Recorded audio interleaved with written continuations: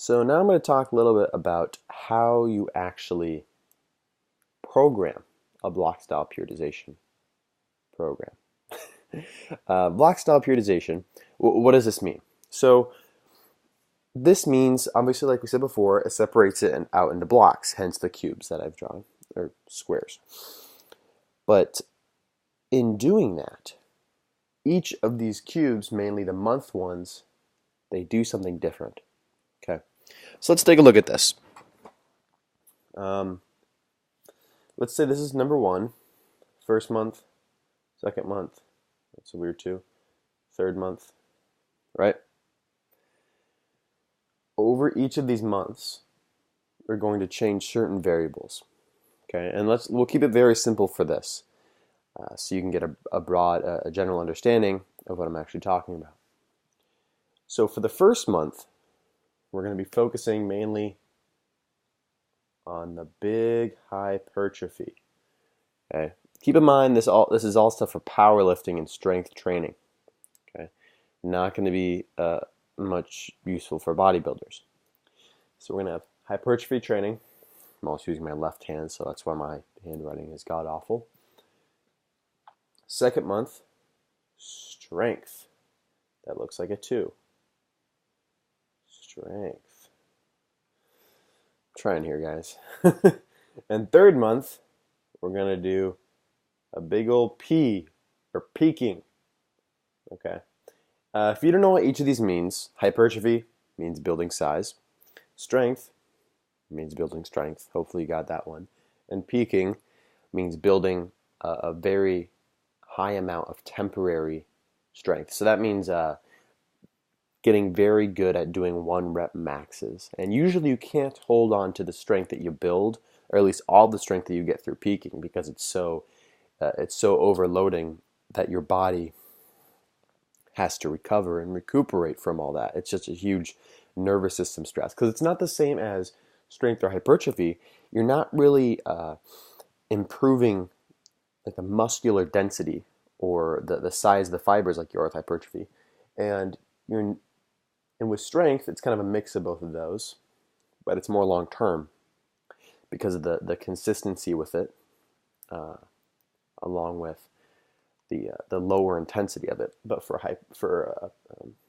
peaking, you're doing such high intensity, right? You're not doing 3 sets of 5. You're doing 5 sets of 1. It's very high intensity, very strenuous. You're training your nervous system, right? You're training your brain and how it connects to all your muscles. You're not really training your muscles. So all the improvements that you make, they won't be in how big your biceps are. They'll be in how your brain can connect to your bicep in order to curl the most weight, right? So that's the basic idea behind it, is that with peaking and a little bit with strength, you're training your nervous system, and you're teaching your nervous system to produce the amount of force. And usually when you train your nervous system that hard, you can't hold on to it, because it's such a don't think of it as a skill like riding a bike. Like you get really, really good at riding a bike for a short amount of time. Of course you hold on to it. But with this, you can't keep riding the bike because your body's going to be destroyed. So you have to cycle off of it, and you have to go back throughout these other blocks. And so you do lose a little bit of that skill. So that's hopefully that makes sense to you guys. And the neat thing is once you move from that one to that one to that one, look at this, guys. Wow, you can go all the way back and start again. Because the nature of block periodization, you're not really going to plateau a whole lot, because you're changing up the styles of training. You're building the size of your muscle fibers. That will help in turn with your strength, because all strength is the size of your muscles in basics, plus your ability of your brain to recruit them. So you're taking advantage of the size you built, boom, to add in that strength portion to teach those muscles to produce extra force, and then you're dialing in and you're increasing that training and that repetition for max strength. And then you peak and you can max out. If you don't want to max out, you can really cut your peaking short or have it even be more of a strength block and then just cycle back through. Because peaking isn't going to do a whole lot of good if you're not going to max out. Because you're not going to hold on to that strength as much as if you were just doing a strength block. Something to keep in mind and also something to play with for yourself, because really everyone's different. And generalizing saying, hey, peaking's not it's not something that you're going to hold on to forever, that might not be the case for some people. For some people, they're going to hold on to that a lot better, and they're going to do a lot better with triples and singles than they will with sets of 6.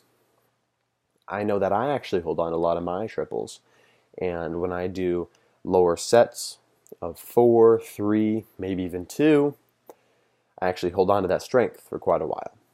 And it's not something that just goes away. It's something that I improve on steadily over time, even when I go back in my hypertrophy cycles. Excuse me. So play around with yourself and just understand the basic nature of these 3-month blocks and why we have them in these blocks. And I think that concludes the video. As long as you have like I said, the understanding of how this all works. It's all basic, it's not that complex. It's just strength, or it's a hypertrophy strength and peaking, and the nature and the relationship of those different blocks.